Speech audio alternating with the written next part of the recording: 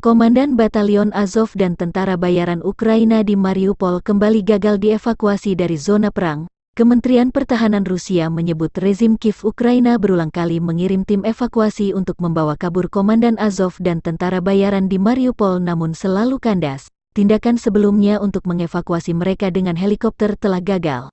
Pada malam tanggal 8 April, rezim Kiev melakukan upaya lain yang gagal untuk mengevakuasi para pemimpin Nazi Ukraina melalui laut. Demikian pernyataan resmi juru bicara Kementerian Pertahanan Rusia, Maijen Igor dikutip Tribun Timur hari ini. Rusia bersama sekutu tentara Chechnya sudah menguasai lebih 80% wilayah di Mariupol.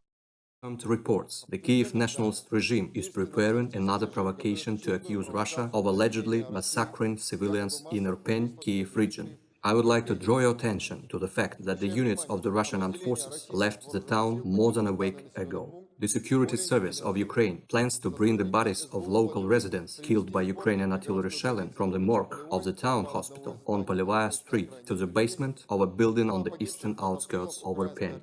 Then, a staged action with shooting and destruction of an alleged Russian reconnaissance group that arrived in Irpin to kill witnesses of Russian war crimes will be staged by the Security Service of Ukraine in Pushchavoditsky forest area. At the same time, the bodies of captured Russian servicemen previously killed by nationalists under torture will be presented as undeniable evidence in the forest. This cynical staged action is organized for later distribution of video footage through the Western media. Terima kasih sudah nonton. Jangan lupa like, subscribe, dan share ya.